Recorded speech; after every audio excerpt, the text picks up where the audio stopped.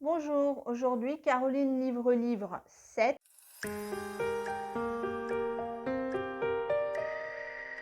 J'ai choisi de vous présenter un récit de Varlam Chalamov, récit de Colima, Quai de l'enfer, c'est le titre. Et c'est le témoignage donc de Varlam et son vécu dans les camps de Colima, dans l'ex-URSS sous Staline, donc avec les goulags, hein. Et Colima se situe à l'est dans le Grand Nord. Il fait moins 50 degrés l'hiver jusqu'à moins 60 degrés. Les détenus pleurent et meurent de froid, de faim, d'épuisement par le travail, de suicide parfois.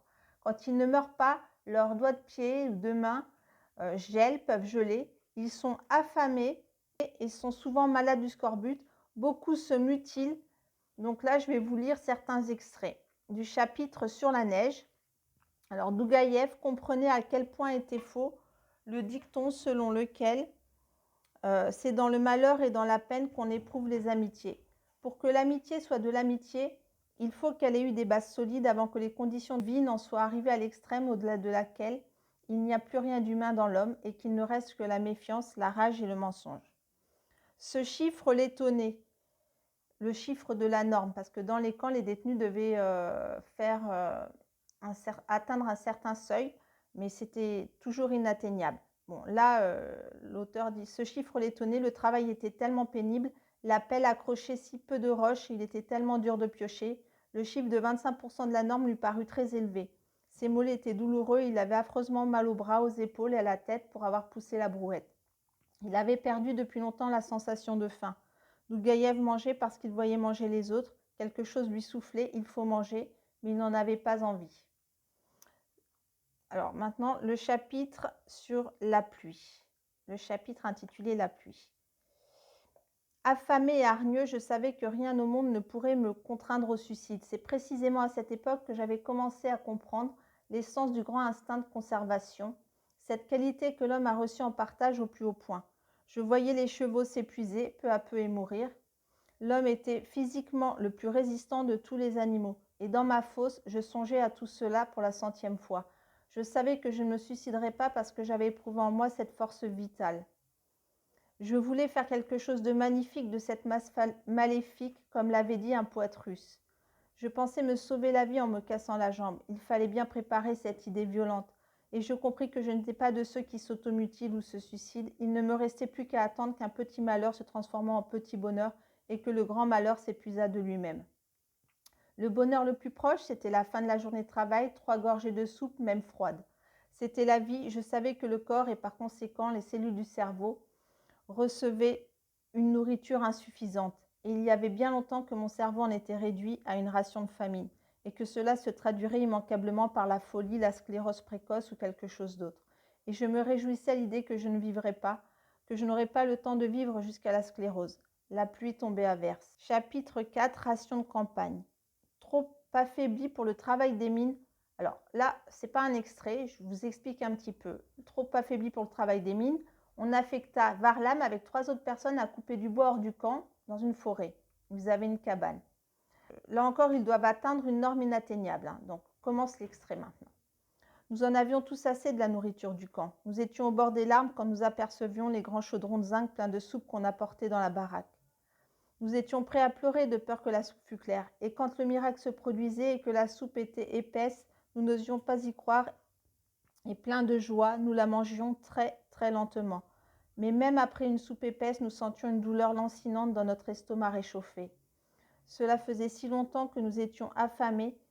Tous les sentiments humains, l'amour, l'amitié, la jalousie, l'amour du prochain, la charité, la soif de gloire, la probité, tous ces sentiments nous avaient quittés en même temps que la chair que nous avions perdue pendant notre famine prolongée.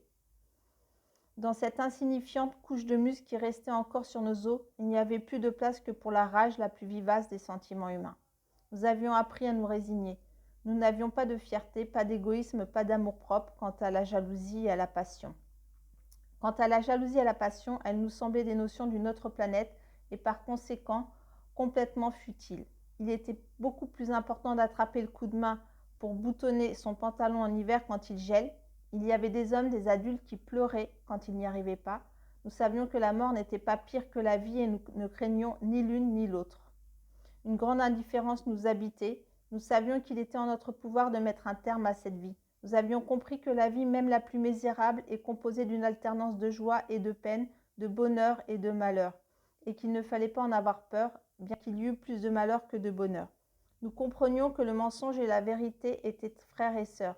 Nous avions compris, et c'était là l'essentiel, que notre connaissance d'autrui ne nous apportait rien d'utile dans la vie.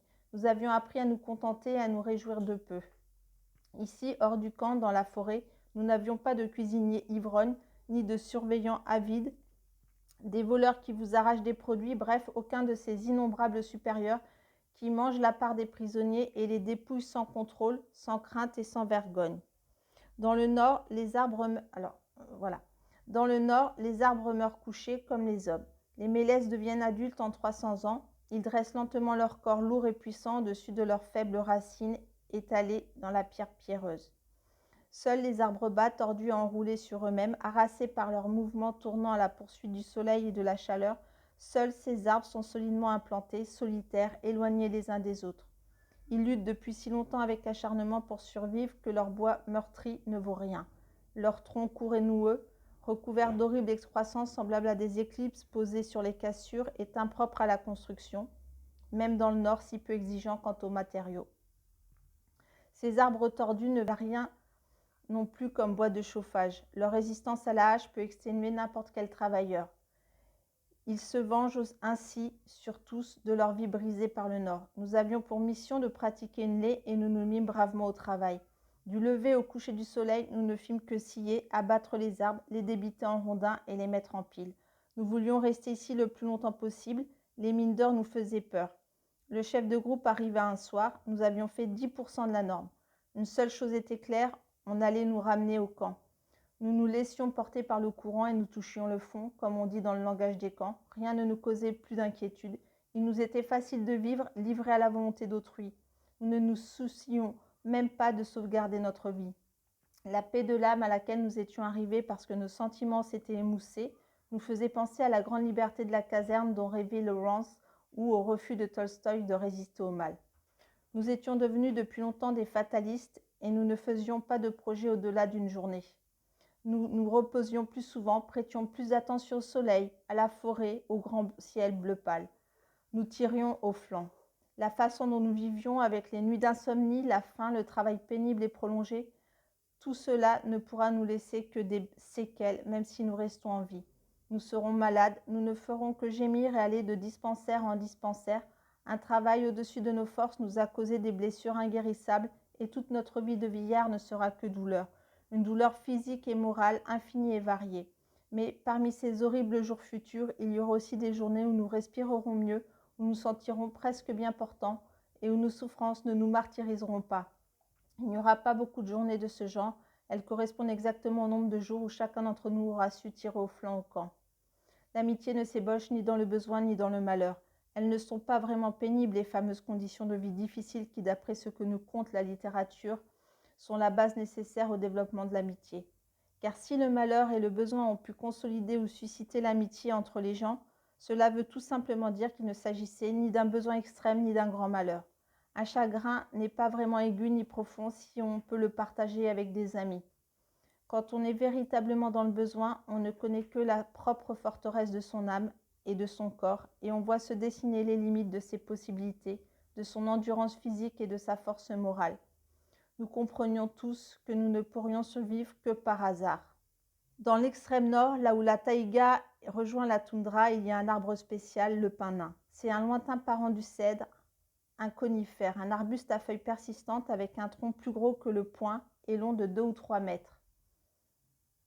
Il se contente de peu et pousse les racines accrochées dans la moindre fente du versant montagneux rocailleux.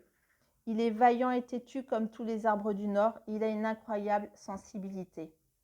L'automne s'attarde, la neige et l'hiver devraient déjà être là, des nuages bas, bleu sombre comme plein d'échymoses, défilent depuis de longues journées au bord de l'horizon tout blanc.